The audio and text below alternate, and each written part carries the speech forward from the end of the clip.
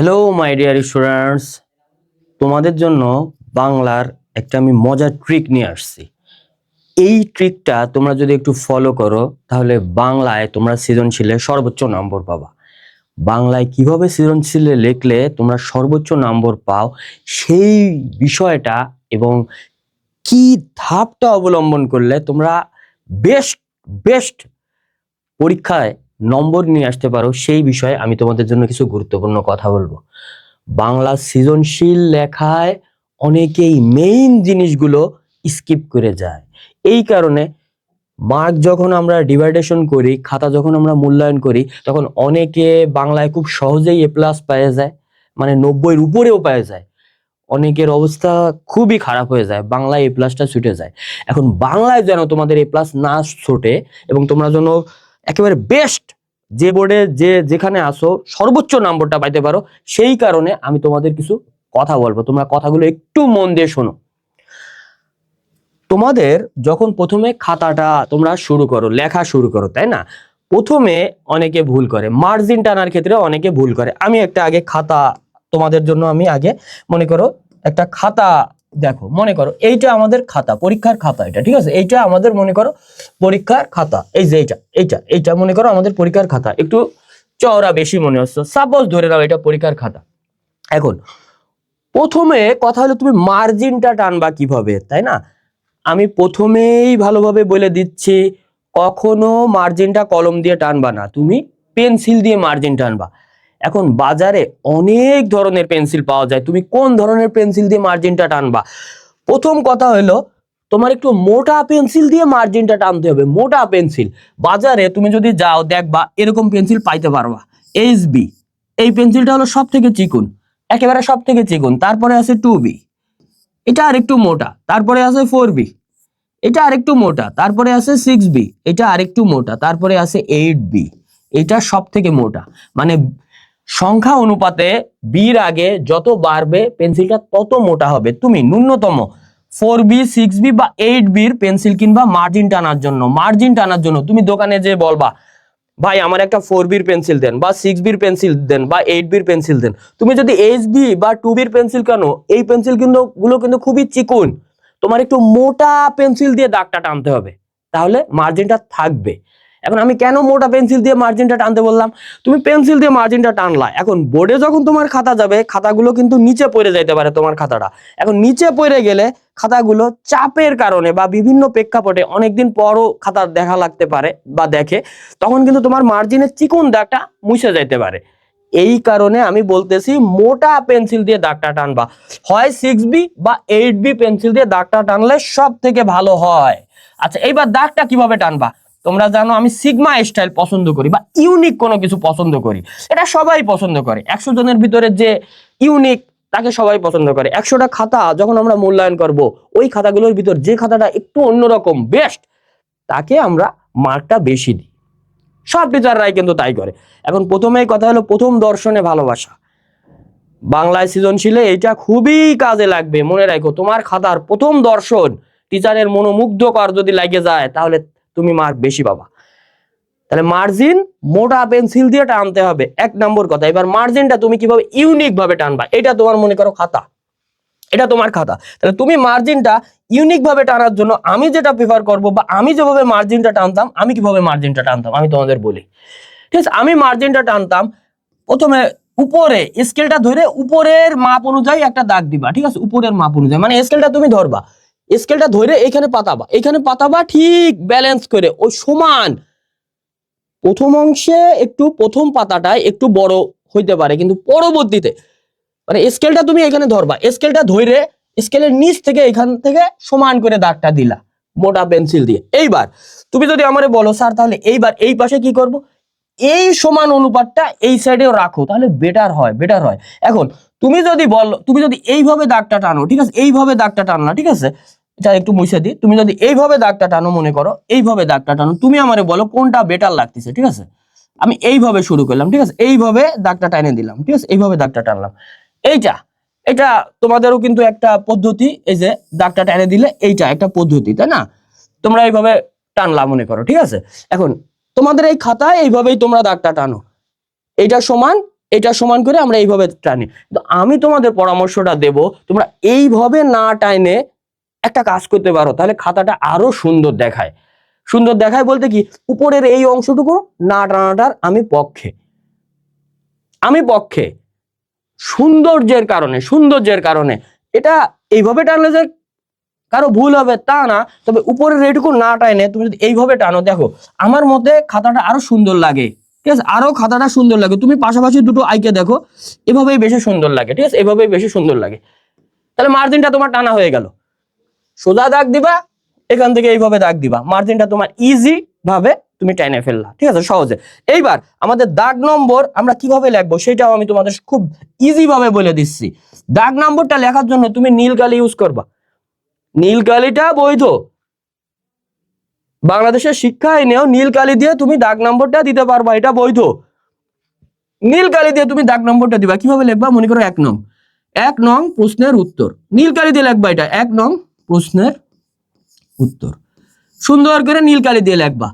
1 নং প্রশ্নের উত্তর। ঠিক আছে, 1 নং প্রশ্নের উত্তর লিখলা, নীল কালি দিয়ে লিখবা। অবশ্যই নীল কালি দিয়ে লেখো, লেখাটা ভালো হবে। 1 নং প্রশ্নের উত্তর, 1 নং প্রশ্নের উত্তর নীল কালি দিয়ে লিখবা। 1 নং প্রশ্নের উত্তরটা নীল কালি দিয়ে লেখার পর এইবার যখন তুমি সৃজনশীল প্রশ্নে লেখা শুরু করবা, তখন ক, খ, গ, ঘ লেখা শুরু করবা না? এখন কটা অনেকেই এইখান থেকে লেখা শুরু করে, এই যে এইখান থেকে লেখা শুরু করে, কটা এইখান থেকে লেখা শুরু করে, এইখান থেকে লেখা শুরু করে। এখন আমার পরামর্শ হলো তুমি এখান থেকে লিখতে পারো, তবে আমি যে জিনিসটা ফলো করি বা স্টুডেন্টদের সবসময় যে জিনিসটা বলি, তুমি কটা এইখান থেকে লেখো। ঠিক আছে, কটা এইখান থেকে লেখো, ক এইখান থেকে লেখো, ক এইখান থেকে লিখে তুমি 4 কোণে এরকম একটা দাগ দিয়ে দিতে পারো। ঠিক আছে, কটা এইখান থেকে লেখো। 1 নং প্রশ্নের উত্তর ক, 1 নং প্রশ্নের উত্তর ক। এইবার এইখানে আমি একটা জিনিস তোমাদের একটু বলে রাখি, যখন তোমার কর উত্তরটা লেখা হয়ে যাবে, তাই না, ক কতটুকু অংশে লিখবা, খ কতটুকু অংশে লিখবা, গ কতটুকু অংশে লিখবা, ঘ কতটুকু অংশে লিখবা, সেটা আমি একটু পরে বলতেছি। তুমি যখন কর প্রশ্নটা লেখা শেষ করবা, তখন খ আবার কোথা থেকে লিখবা? তুমি খ আবার এই কোণা থেকে লেখে না, তুমি খ এরপরে খটা আবার নিচ থেকে এইভাবে শুরু করো। ঠিক আছে, খ এইভাবে 4 কোণা দিয়ে দিবা, খ এই যে এইভাবে লেখা শুরু করলা।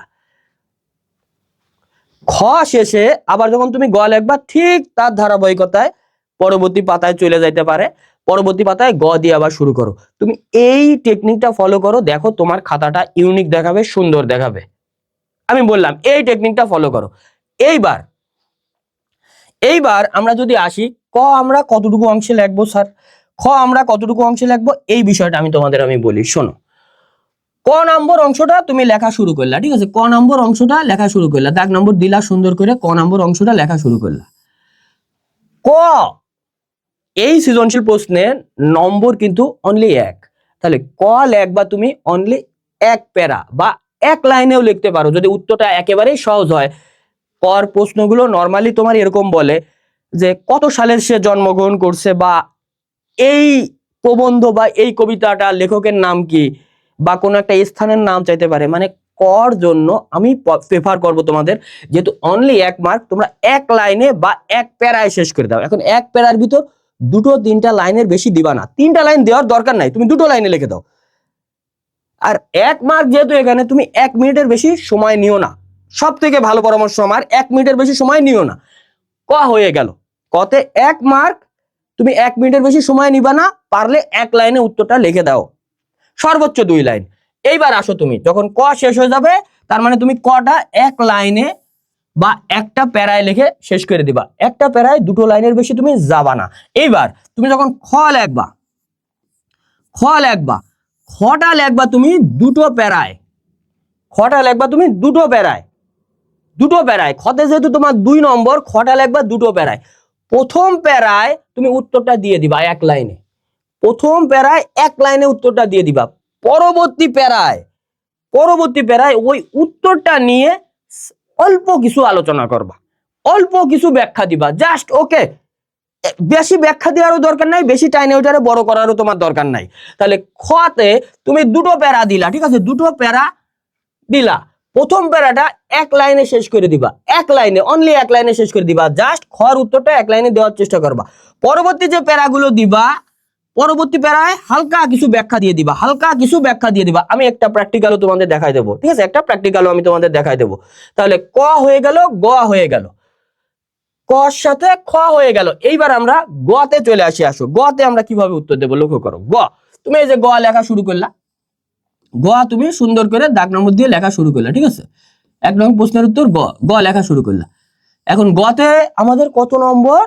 3 নম্বর। তাহলে গতে তুমি 3টা প্যারায় লেখাটা শেষ করবা। গতে কয়টা প্যারা দিবা? 3টা প্যারা দিবা।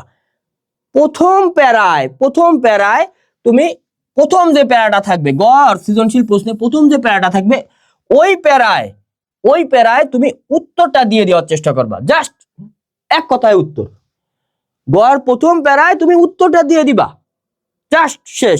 এখন প্রথম প্যারায় উত্তর দিতে তোমার 2টো লাইন লাগতে পারে, তুমি 2টো লাইনে উত্তরটা দেওয়ার চেষ্টা করবা। তুমি টার্গেটে রাখবা যে আমি 2টো লাইনে গড় উত্তরটা দিয়ে দেবো। প্রথম 2টো লাইনে তুমি গড় উত্তরটা দিয়ে দিলা, প্রথম প্যারাটা শেষ।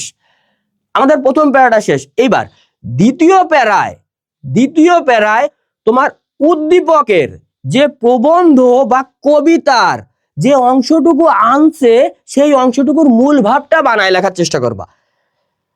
তোমার মনে করো কপোতাক্ষ নদ কবিতার 3-4টা লাইনের উদ্দীপক দিয়ে দিছে, উদ্দীপকের সাথে সামঞ্জস্যতা রয়েছে, সেই উদ্দীপকটার মূল ভাবটা তুমি গোছায় লিখে দিবা।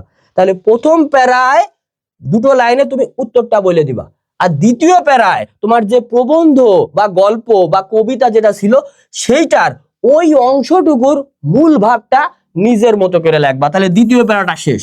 গড় আমাদের দ্বিতীয় প্যারাটা শেষ। এখন দ্বিতীয় প্যারাটায় কয়েকটা লাইন হইতে পারে, 4টা 5টা লাইন, 6টা লাইন হইতে পারে। তুমি 4টা 5টা 6টা লাইন দিয়ে দাও, ঠিক আছে? 4টা 5টা 6টা লাইন দিয়ে দিবা। 2টো প্যারা গেল। এইবার 3 নম্বর প্যারায় ওই যে উপরে উদ্দীপকটা দিয়ে দেবে না, তোমার উপরে যে উদ্দীপকটা দিয়ে দেবে, ওই উদ্দীপকটা তুমি খুব মন দিয়ে পড়বা। এবার ওই উদ্দীপকে কি বুঝাইতে চাইছে, কি মূল ভাব, সেই জিনিসটা তোমার নিজের মতো 3 নম্বর প্যারায় লিখে দিতে হবে। 3 নম্বর প্যারায় লিখে দিতে হবে, ঠিক আছে? 3 নম্বর প্যারায় তুমি খুব সহজভাবে ইজি করে লিখে দেওয়ার চেষ্টা করবা, একেবারে সিম্পল সহজভাবে ইজি করে লিখে দিতে পারবা। তাহলে তোমার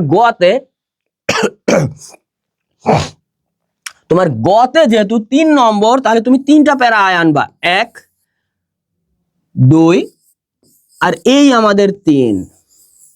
আর 3 নম্বর প্যারার ফিনিশিংটা শেষ লাইনটায় তোমার অধিকাংশ সময় এরকম বলে, উদ্দীপকের সাথে ওই যে কবিতা বা গদ্য দিছে তার সাদৃশ্যপূর্ণ দিকগুলো আলোচনা করতে পারে, মানে মিলকরণ করতে বলে। তাহলে উদ্দীপকের সাথে যদি সৃজনশীল যে অংশটুকু থাকে তার যদি সাদৃশ্যতাপূর্ণ জিনিস আলোচনা করতে বলে, তুমি আলোচনা করে দিবা। আর যদি বৈসাদৃশ্য বলে, পার্থক্য যদি বলে, তাহলে তুমি সেটাও আলোচনা করে দিবা এবং শেষে বলে দিবা এই কারণে সাদৃশ্য হয়েছে, এই কারণগুলোর কারণে বৈসাদৃশ্য হয়েছে। তাহলে কিন্তু আমাদের গও শেষ হয়ে গেল। এইবার আমাদের এর পরবর্তী যে প্রশ্নটা আছে ঘ নম্বর প্রশ্নটা আমরা কিভাবে লিখবো? ঘ নম্বর প্রশ্নটা তুমি সুন্দরভাবে দাগ নম্বর দিয়ে দাও, ঠিক আছে? সুন্দরভাবে দাগ নম্বর দিয়ে দিলা। ঘ নম্বরে আমাদের মার্ক হলো 4। তাহলে তুমি মনে হয় আমার ধারাবাহিকতাটা বুঝতে পারছো। 4টা প্যারায় লিখবা, 4টা প্যারায় লিখবা। প্রথম প্যারায় সোজা কথা, প্রথম প্যারায় তুমি এইবার প্রথম প্যারাটা একটু বড় করে লিখবা। 3টা লাইনে লিখতে পারো, 3টা লাইনে লিখতে পারো, 3টা লাইন বা 2টো লাইনে লিখতে পারো। এই 3টা লাইন বা 2টো লাইনে তোমাদের ঘতে প্রশ্নের যে উত্তরটা সেটা তুমি শর্টকাটে লিখে দিবা, উত্তরটা নিজের মতো করে বলে দিবা। প্রথম প্যারায় 2 লাইন বা 3 লাইনে তুমি প্রথম প্যারায় ঘর যে আমাদের উত্তরটা সেটা তুমি লিখে দিলা। প্রথম প্যারা শেষ, প্রথম প্যারা শেষ। এবার দ্বিতীয় প্যারায় গড় মতো, অনেকটাই গড় মতো তোমার ওই উদ্দীপকের যে মূল ভাবটা, উদ্দীপকের গল্পের বা প্রবন্ধের যে মূল ভাবটা, সেটা তুমি খুব সহজ করে লিখে দিবা, ঠিক আছে? এখন তোমার যদি বলে শুভা গল্পর উদ্দীপকটা আসছিল, মানে উদ্দীপকটা এমন ভাবে দিছিল যে শুভা গল্পের সাথে মিল আছে, তাহলে ওই উদ্দীপকের যে অংশের সাথে শুভা গল্পের যে অংশটুকুর মিল আছে, সেই অংশটুকুর মূল ভাব বা সেই অংশটুকুর চুম্বক অংশ এখানে তুমি সহজভাবে লিখে দিলা। 2টা প্যারা গেল। এবার 3 নম্বর প্যারার উদ্দীপকের যে অংশটুকু আছে সেটাকে তুমি একটু বড় করে, গড় মতো অত ছোট করে না, একটু বড় করে ওই গড় অংশের ঘটনা যে ঘটনাটা, সেই ঘটনাটা একটু লিখবা, সাথে একটু তার মূল যে কি বুঝাইতে চাইছে, যে মূল ভাবটা কি, সেই মূল ভাবটাও তুমি এখানে লিখে দিলা। তাহলে 3টা প্যারা হয়ে গেল। আমাদের প্রথম প্যারায় তুমি 3 লাইন বা 2 লাইনে উত্তরটা দিয়ে দিবা। এবার পরের যে প্যারা, এই প্যারাটায় তুমি আমাদের যে গল্প বা যে প্রবন্ধের উদ্দীপক থেকে আমরা পড়ে বসবো, উদ্দীপকটা পড়ে আমরা বুঝতে হবে যে এটা কোন গল্পের গদ্য বা পদ্য থেকে আনা হয়েছে, সেই গল্পের উদ্দীপকের সাথে যে অংশটুকুর মিল আছে সেই অংশটুকুর মূল ভাবটা আমাদের খুব সহজভাবে লেখার চেষ্টা করবা, লিখে দিলা। এবার 3-এ আসো, যখন তুমি 3-এ চলে আসবা তখন ওই উদ্দীপকের ঘটনাটা নিজের মতো করে লেখা জানতে হবে, লিখে দিবা এবং মূল ভাবটাও লিখে দিবা। আচ্ছা, এবার 4 নম্বর ধাপে তুমি কি করবা, এই 2 আর 3-এর মিলকরণ বা অমিলকরণ বা 2 আর 3-এর পারস্পরিক যে মিল বন্ধন বা যে আলোচনাটা, শেষের যে আলোচনাটা, সেই আলোচনাটা তুমি 4 নম্বর প্যারায় করবা। যে উদ্দীপকের সাথে শুভা গল্পের এই কারণে মিল আছে, উদ্দীপকের সাথে শুভা গল্পের এই কারণে অমিল আছে, বা উদ্দীপক এবং শুভা গল্পের বিষয়টা আমাদের সমাজের জন্য বাস্তব প্রতিফলন করে। মানে শেষ অংশে তুমি গঠনমূলক আলোচনা করবা, গঠনমূলক আলোচনা করবা। এইটা হলো 4 নম্বর প্যারায়, এটা হলো 4 নম্বর প্যারায়। আমাদের ঘ আর আমাদের গ নম্বর প্রশ্নের পার্থক্যটা এই 4 নম্বর প্যারাটা গ নম্বর প্রশ্নে তুমি দেওয়ার দরকার নেই। এই 3 নম্বর প্যারার শেষের লাইনটায় তোমার গ নম্বর প্রশ্নটা শেষ করে দিবা, কিন্তু ঘতে এইভাবে 3-4টা প্যারায় তুমি লিখবা। আমাদের অধিকাংশ ছেলে পেলে গদ বাঁধা নিয়মে খালি লিখেই যায়, গদ বাঁধা নিয়মে খালি লিখেই যায়। এই জিনিসটার কারণে অনেকের সাথে অনেকের মার্কটা বা নম্বর ডিভাইডেশনটা সেপারেট হয়ে যায়। কেউ নম্বর ভালো পায় 10 নম্বর সৃজনশীলে, কেউ 10ও পেয়ে যায়, কেউ 8 পায়, কেউ 9 পায়। কারো লেখার মান এত লো কোয়ালিটির, কোনো সৌন্দর্য বোধ নাই, কোনো কোয়ালিটি নাই, একেবারেই বাজে অবস্থা, তার নম্বর অটোমেটিকই কম আসবে। আর বাংলাটা কিন্তু সাজানো গুছানো লেখাটা সবাই প্রেফার করে। এখন আমি যে কথাগুলো বললাম, আসো একটা বাস্তব উদাহরণ দিয়ে আমরা দেখি। একটা বাস্তব উদাহরণ দিই, দেখো এখানে আমি একটা সৃজনশীল প্রশ্নটা রাখছি। যখনই তোমাদের বাংলায় সৃজনশীল প্রশ্নটা আসবে, তোমরা এই যে উদ্দীপকটা, এই উদ্দীপকটা 2 বার পড়বা, ভালোভাবে বোঝার চেষ্টা করবা যে আসলে উদ্দীপকে কি বোঝাইতে চাইছে, কি বলতে চাইছে। তোমরা ভালোভাবেই জানো হুবহু উদ্দীপকটা তোমরা যে সাপ্লিমেন্ট পড়ো বা টেস্ট পেপার যতই পড়ো, হুবহু উদ্দীপকটা নাও দিতে পারে, তোমার সবগুলো উদ্দীপক বানায় দিতে পারে। তোমার উদ্দীপকটা পড়ে আগে বুঝতে হবে।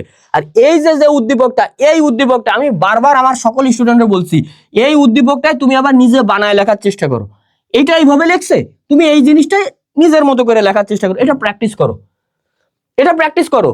তোমার বাংলা গাইড আছে বহুত, আমিও নিজে বহুত সৃজনশীল প্রশ্ন পড়াইছি। আমি যে সৃজনশীলের যে উদ্দীপকগুলো পড়াইছিলাম, সেই উদ্দীপকটা তুমি আগে প্রথমে বানায় লেখার চেষ্টা করো, যে এখানে ওরা এইভাবে লিখছে, কিন্তু এই উদ্দীপকটা আমি বানায় লিখবো। কোনো মূল ভাব টুল ভাব লেখার দরকার নেই, তুমি জাস্ট এই উদ্দীপকটা এখান থেকে কপি করে বানায় লিখবা, একটু অন্যভাবে ঘুরায় লিখবা। প্রথমে এইটাই তোমার আসতে হবে।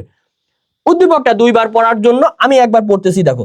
সম্প্রতি মার্কিন যুক্তরাষ্ট্রে অনুষ্ঠিত হলো বুদ্ধি প্রতিবন্ধীদের নিয়ে আয়োজিত প্যারা অলিম্পিক গেমসের 14তম আসর। এতে 100 মিটার ফ্রি স্টাইলে স্বর্ণপদক জয় করে বাংলাদেশের কিশোরগঞ্জের মেয়ে পারুল আক্তার। মানে এখানে কিন্তু প্রতিবন্ধীদের একটা বিষয় আছে। প্যারা অলিম্পিক এটা প্রতিবন্ধীদের অলিম্পিক, বুদ্ধি প্রতিবন্ধীদের অলিম্পিক, ঠিক আছে, বুদ্ধি প্রতিবন্ধীদের অলিম্পিক। এক সময় পারুলের পাড়া প্রতিবেশী, বন্ধু বান্ধব সহ অনেকেই তাকে অবহেলা কটাক্ষ করত, কিন্তু পারুলের অদম্য ইচ্ছা, কঠোর সাধনা এবং মা বাবার আন্তরিক প্রচেষ্টায় পারুল এর সাফল্য পায়। তাহলে এখানে যেহেতু প্রতিবন্ধীদের কথা বলা হয়েছে, তোমার চিন্তা করতে হবে তোমার কোন গল্পের সাথে সাদৃশ্য আছে। অবশ্যই শুভা বাক প্রতিবন্ধী, এখানে বুদ্ধি প্রতিবন্ধীর কথা বলছে, শুভা হলো বাক প্রতিবন্ধী, তাহলে শুভা গল্পের সাথে এই উদ্দীপকটার মিল আছে। এইটা আগে তোমার ঝটপট মনে রাখতে হবে বা মাথায় নিয়ে আসতে হবে। এইবার তুমি যখন ক আর খতে উত্তর দিবা, কোন টেকনিকে উত্তর দিবা আমি বলছি, কটা এক প্যারায় বা এক লাইনে তুমি উত্তর দিয়ে দিবা। কত সালে রবীন্দ্রনাথ ঠাকুর সাহিত্যে নোবেল পুরস্কার পান, তোমার কিছু আবার লেখার দরকার নাই, কোনো কিছু লেখার দরকার নাই। তুমি জানো ভাই 1913 সালে রবীন্দ্রনাথ ঠাকুর সাহিত্যে নোবেল পুরস্কার পায়, তুমি জাস্ট খালি সেই কথাটা লিখে দিবা, আর কিচ্ছু লিখবা না, 1913 সালে রবীন্দ্রনাথ ঠাকুর সাহিত্যে নোবেল পুরস্কার পায়, বাস 1 মার্ক 1 লাইনে শেষ করে দাও, আর কিচ্ছু লেখা দরকার নেই, হুদাই টাইম পাস করবা না। এবার তুমি খতে চলে আসো, সুভার পিতামাতা চিন্তিত হয়ে পড়লেন কেন। খ কয় মার্কের বলো তো, কয় নম্বরে? 2 নম্বরের। যেহেতু 2 নম্বরে তুমি দুটো প্যারা করবা। প্রথম প্যারায় আমি কি বলতেছি, প্রথম প্যারায় ডাইরেক্ট তুমি উত্তরটা দিয়ে দিবা। এবার উত্তরটা কেন দিলা সেটার একটু ছোট করে ব্যাখ্যা করবা, বাস খর কাজ শেষ। এটা নিয়ে বেশি টানাহেঁচড়া করবা না, বেশি টানাহেঁচড়া করবা না। 2 মার্ক তুমি দুটো প্যারায় শেষ করে দিবা, বেশি সময়ও তুমি নষ্ট করবা না। 3 3.5 4 মিনিট বাস এনাফ। 1 লাইনে প্রথমে আমরা উত্তরটা দিয়ে দিই। খতে সুভার পিতামাতা চিন্তিত হয়ে পড়লেন কেন। বাক প্রতিবন্ধী হওয়ার কারণে সুভার বিয়ে হচ্ছিল না। বাক প্রতিবন্ধী হওয়ার কারণে সুভার বিয়ে হচ্ছিল না, এই কারণে সুভার বাবা মা চিন্তিত হয়ে পড়ে। 1 লাইনে তুমি উত্তরটা দিয়ে দিলা। এবার কারণটায় আসবা। আমাদের সুভা গল্পের কেন্দ্রীয় চরিত্রে সুভা জন্মগতভাবে বাক প্রতিবন্ধী, এই কারণে তার মা নিজের গর্ভের কলঙ্ক মনে করে সুভাকে এবং সব সময় চিন্তিত থাকে। কিন্তু সুভার বাবা সুভাকে যথেষ্ট পরিমাণে আদর যত্ন করে।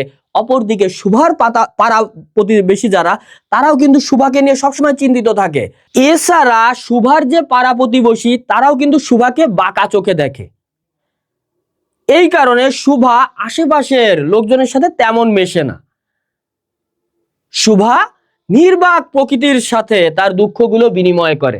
একটা পর্যায়ে সুভার বিয়ে না হওয়ার কারণে আশেপাশের লোকজনরা সুভাকে কিন্তু বা সুভার পরিবারটাকে এক ঘরে করে দেওয়ার চিন্তা করে। এবং এই জিনিসগুলোর কারণে সুভার বাবা মা অত্যন্ত উদ্রেক বা চিন্তিত হয়ে পড়ে।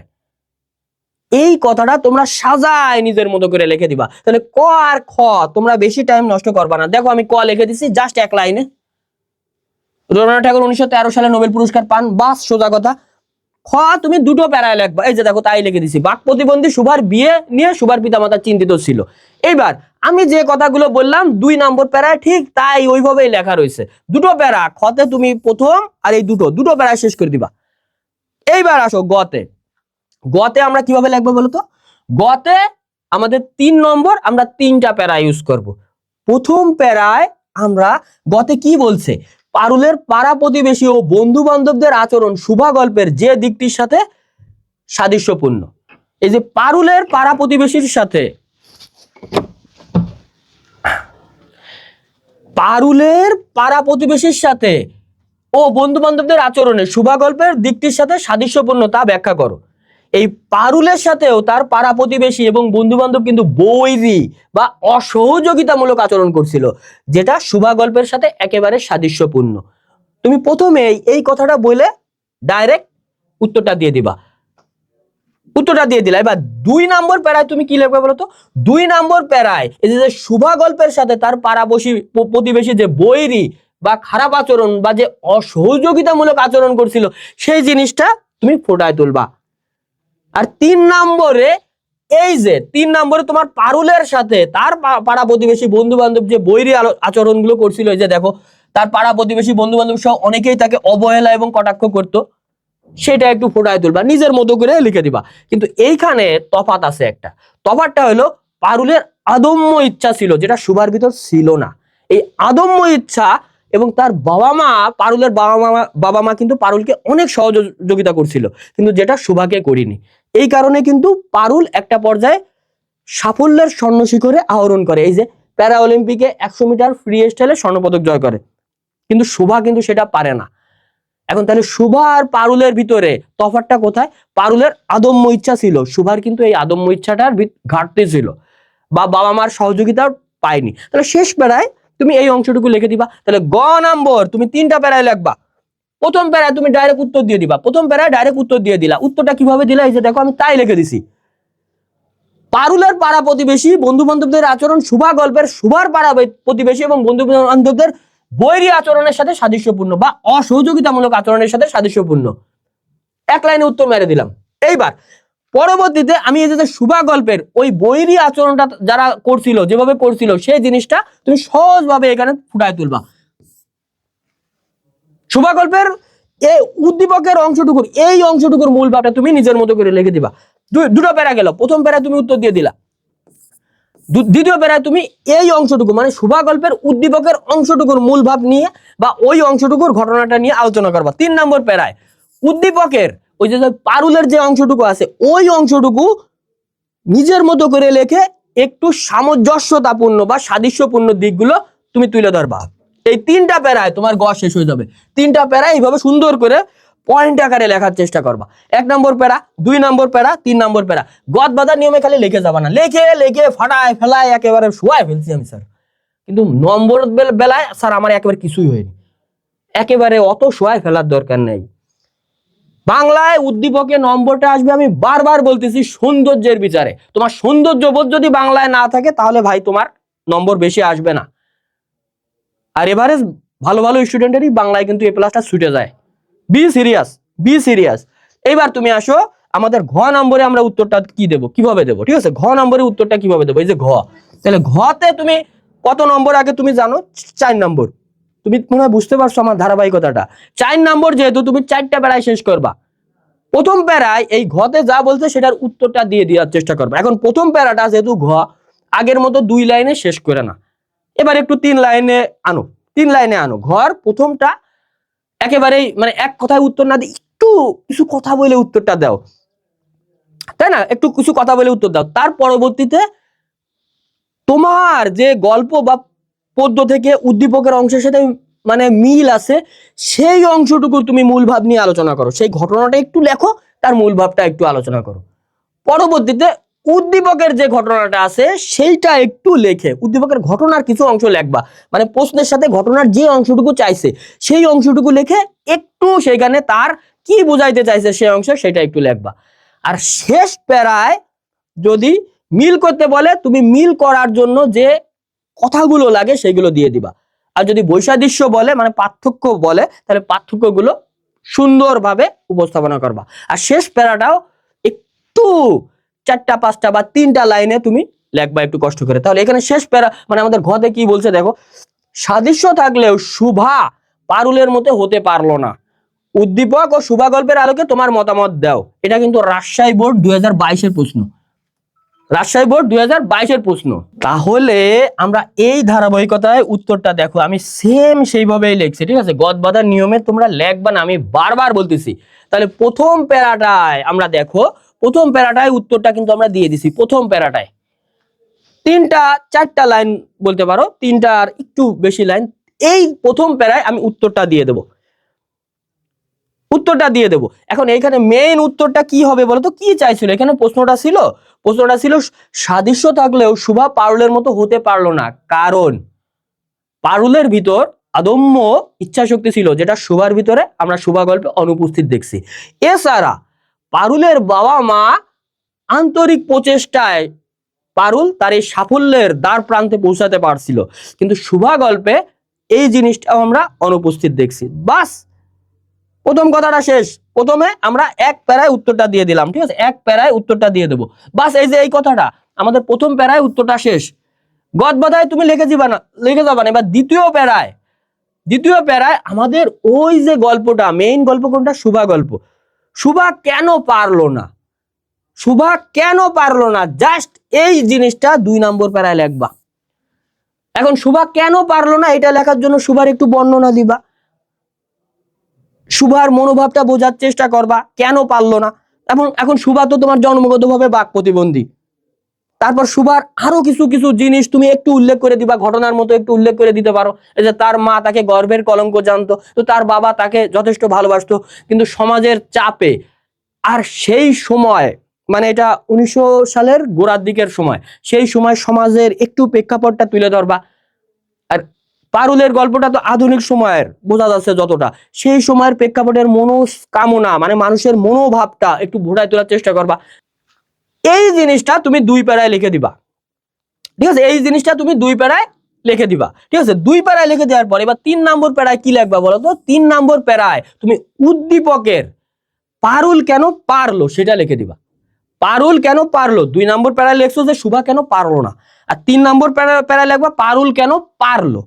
কারণ পারুলের অদম্য ইচ্ছা শক্তি ছিল, তার বাবা মার আন্তরিক প্রচেষ্টা সহযোগিতা ছিল, এই কারণেই তো পারুল পারছে। ওখান থেকে কিছু ঘটনা লিখে দিবা এবং পারুলের আদম্য ইচ্ছা শক্তি এবং পারুলের বাবা মার ঐকান্তিক ইচ্ছা এবং প্রচেষ্টায় পারুল সফলতার দ্বার প্রান্তে পৌঁছাইছে। 3 নম্বর প্যারাটা তুমি এখানে লিখে শেষ করে দিলা। 3 নম্বর প্যারা গেল। এবার 4 নম্বর প্যারায় 2 নম্বর আর 3 নম্বর প্যারার সামষ্টিক আলোচনাটা করে দিবা। ঠিক আছে, সুন্দরভাবে তাদের সামষ্টিক আলোচনাটা করে দিবা যে শুভা পারছে আর পারুল, শুভা পারেনি এবং পারুল পারছে, এই ঘটনাগুলো তুমি 4 নম্বর প্যারায় আলোচনা করে দিবা। প্রতিটা সৃজনশীল তুমি এই পদ্ধতিতে লেখো, প্রতিটা সৃজনশীল এইভাবে 4টা প্যারায় লিখবা। তুমি গদ বাঁধা নিয়মে লিখেই যাচ্ছ তো লিখেই যাচ্ছ, এরকম করে না। ঠিক আছে, এরকম করে না। আরেকটা টিপস আমি তোমাদের দিই, যেটা সবাই করে, ফলো করবা। গ নম্বরটা, ঠিক আছে, গ নম্বর, ক খ তো তোমার বেসিক থেকে তুমি লিখতে পারবা, কোনো সমস্যা নাই। গ নম্বরটা তুমি কতটুকু অংশে লিখবা বা কতটুকু বড় করবা। আমার পরামর্শটা হলো, তোমার আমি গতে বলছি 3টা প্যারায় লিখতে, তাই না? 3টা প্যারায় তুমি যদি পারো 1 পাতায় লেখো, 1 থেকে 1.5 পাতার উপরে তুমি গ নম্বরে যাইও না। যদি তোমার হাতের লেখাটা মার্জিত হয়, ভালো হয়, একটু মিডিয়াম সাইজের হয়, তাহলে 1 পাতার ভিতর গড় 3টা প্যারা আটায় দাও, 3টা প্যারা আটায় দাও। এখন মনে করো তুমি গ 1.5 পাতারও বেশি করে লেখছো, দরকার হয়েছে লেখছে, একটু বড় করে লেখছো, যদি সময় থাকে লেখো, সমস্যা নাই। এখন গটা তুমি মনে করো যে এমন লেখা লেখছো 1.5 পাতারও বেশি চলে গেছে, তাহলে ওই অংশে আমি এখানে একটু দাগ দিয়ে বুঝাই। ঠিক আছে, এইটা মনে করো দাগ দিয়ে বুঝাই আমি, এই যে এইটা আমাদের খাতা। ঠিক আছে, এটা আমাদের খাতা। ঠিক আছে, এটা আমাদের খাতা, এটা আমাদের খাতা। এখন গটা তুমি দ্বিতীয় পাতার মনে করো 1.5 পাতারও উপরে ক্রস করছো, 1.5 পাতার উপরে ক্রস করছো। ঠিক আছে, লিখছো লিখতে 1.5 পাতার উপরে ক্রস করছো। একেবারে শেষে তুমি ঘ দিয়ে দাগ নম্বর দিয়ে লেখা শুরু করছো, মনে করো। এইটা করবা না, এটা দৃষ্টিকটু, এটা করবা না। তুমি পরের পাতায় চলে যাও, নিচে একটু জায়গা থাকুক, এটা অপচয় না, এটা সৌন্দর্যবোধ। ঘটা তুমি পরের পাতা থেকে লেখা শুরু করো। কিন্তু তোমার মনে করো গ নম্বরটা 1 পাতা লিখছো আর 2 নম্বর পাতার প্রথম 2-3 লাইনে শেষ করে দিছো, তাহলে যথেষ্ট জায়গা আছে, তাহলে ঘটা ওইখান থেকে লেখো। আমি আবার এইটা বুঝাইতে চাচ্ছি না, এটাকে উল্টো বুঝে না যে ঘ নম্বর স্যার পাতার প্রথম থেকে লেখা শুরু করতে বলছে। আমি এটা তোমাদের সৌন্দর্যবোধ শিখাচ্ছি, সৌন্দর্যবোধ। যদি গ নম্বরটা লেখার কারণে নিচে অল্প জায়গা থাকে, তাহলে ঘটা লেখা শুরু করে না, ঘটা পরবর্তী পাতার প্রথম থেকে লেখা শুরু করো। আমি ছোট ভিডিও বানাইতে চাইছিলাম, ভিডিওটা তারপরও বড় হয়ে গেল। তবে আমার এই জিনিসগুলো তোমরা ফলো করো, জিনিসগুলো ফলো করো। তোমরা বাংলায় A+ তো A+, তোমরা বোর্ড স্ট্যান্ড করতে পারবা। কিন্তু ভাই পড়ার কোনো বিকল্প নাই। তোমার এইখানে সব থেকে বড় যে জিনিসটা সেটা হলো তোমার এই উদ্দীপকটা বোঝা। ঠিক আছে, এই উদ্দীপকটা বোঝা জন্য তোমার আউট বইও পড়ার কোনো বিকল্প নাই। আমি যেটা মনে করি তুমি তোমার যে কটা গদ্য আছে, যে কটা পদ্য আছে, তুমি ভাই রিল্যাক্সে তার মূল ভাবটা পড়ে ফেলতে পারবা। এটা তোমার বইয়ের লিমিটেশন জ্ঞান হয়ে যাবে।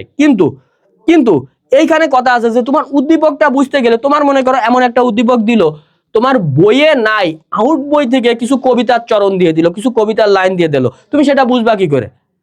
এই জন্য বই পড়ার কোনো বিকল্প নাই। বাংলায় সৃজনশীলতায় আসতে গেলে তোমার প্রচুর বই পড়তে হবে। আর আমি বারবার বলতেছি, এই টেকনিকটা তুমি করো, যে এইখানে যে উদ্দীপকটা দেওয়া আছে, এই উদ্দীপকটা বানায় লেখার আগে শুরু করো। যে এইখানে যে উদ্দীপকটা আছে, তুমি কি বানায় লিখতে পারবা? সেম একই রকম না, একটু ঘোরায় কথাগুলো লেখার চেষ্টা করো, উদ্দীপকটার মূল ভাবটা লেখার চেষ্টা করো। আমি তো মনে হয় জানি যে তুমি আমাদের যে গদ্যগুলো আছে, যে পদ্যগুলো আছে, সেইগুলোর মূল ভাব নিয়ে বেশ সময় দাও, কিন্তু এইটার মূল ভাবটাও নিজের মতো লেখার চেষ্টা করো, তোমার মার্ক ভালো আসবে। তাহলে সবাই ভালো থাকো, আমার সকল স্টুডেন্ট সবাই ভালো থাকো। বাংলায় তোমরা, আমি অন্তর থেকে দোয়া করতেছি তোমরা বাংলায় যেন A+ পাও। আলহামদুলিল্লাহ, সবাই ভালো থাকো।